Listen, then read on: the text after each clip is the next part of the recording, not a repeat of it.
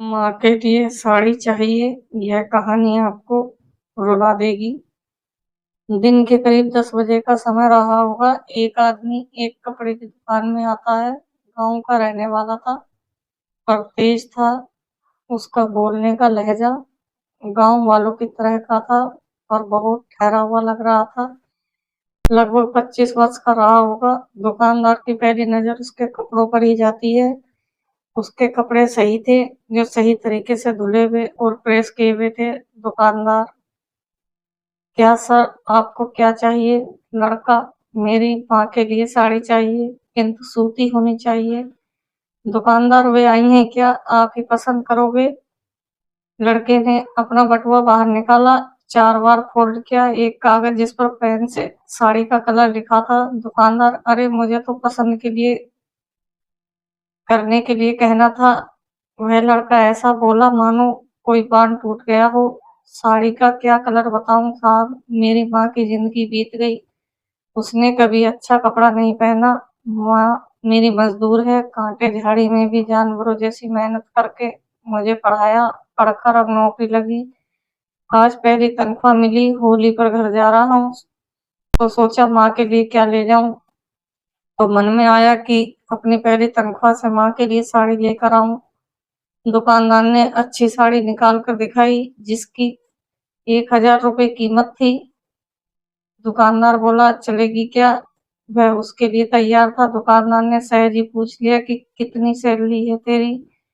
अभी तो 15,000। रहना खाना मिलाकर 10,000 खर्च हो जाते हैं और 5,000 माँ के लिए। अरे फिर 1,000 रुपए कहीं ज्यादा तो नहीं? तो बात बीच में ही काटते हुए वह बोला, नहीं, कुछ नहीं होता। दुकानदार ने बॉक्स पैक कर दिया।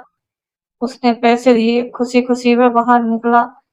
साड़ी जैसी चीज की कोई किसी को इतनी महंगी भेंट नहीं दे सकता। इधर दुकानदार ने उसे कहा, थोड़ा रुको। दुकानदार ने एक और बॉक्स उसके हाथ में दिया।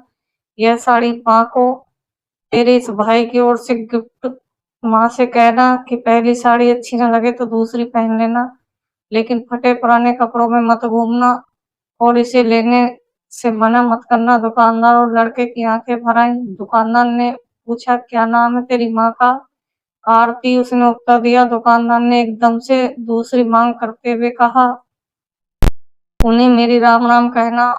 और क्या मुझे एक चीज दोगे? वह पेपर जिस पर तुमने साड़ी का कलर लिखा था, वही पेपर मुझे चाहिए। वह कागज दुकानदार के हाथ में लेकर खुशी खुशी चला गया। वह फोल्ड वाला कागज लेकर दुकानदार ने अपनी दुकान के पूजा के घर में रखा। दुकान के पूजा घर में कागज को रखते हुए दुकानदार के बच्चों ने देख लिया और उसने पूछ लिया कि ये क्या है पापा? दुकानदार ने लंबी सांस लेकर अपने बच्चों से बोला, लक्ष्मी जी हैं बेटा, एक सच्चे भक्त ने उसे बनाया है, इससे धंधे में बरकत आती है। बच्चे, दुकानदार और सभी ने मन में उन पैरों और उसके पूजने वाले बेटे को प्रणाम किया।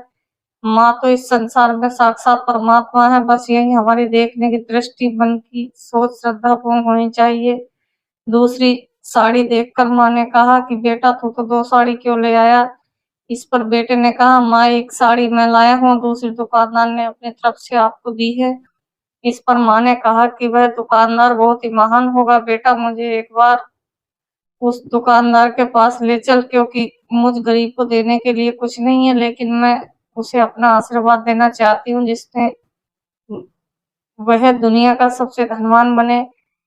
सब बेटा माँ को लेकर दुकानदार के पास आया। दुकानदार ने बहुत ही इज्जत और सम्मान से माता जी को अपने घर ले गया, अपने बच्चों से, परिवार से मिलवाया। पूरा परिवार खुश था, क्योंकि जब माता जी ने पूछा कि आपकी माँ कहाँ पर है, पर तो दुकानदार की आंखों में आंसू आ गए। उन्होंने कहा, मेरी माँ नहीं है। तो माँ ने कहा, बेटा, आज से मैं तेरी माँ हूँ, कभी भी किसी भी चीज की जरूरत पड़े तो मुझे बताना। दोस्तों, माँ बाप गुरु का एहसान हम कभी नहीं भूल सकते, क्योंकि यह तीनों हमारा चाह कर भी कभी बुरा नहीं कर सकते, कभी हमारे बारे में बुरा भी नहीं सोच सकते। माँ तो माँ होती है, खुद गीले में सोती है और बच्चों को सूखे में सुलाती है।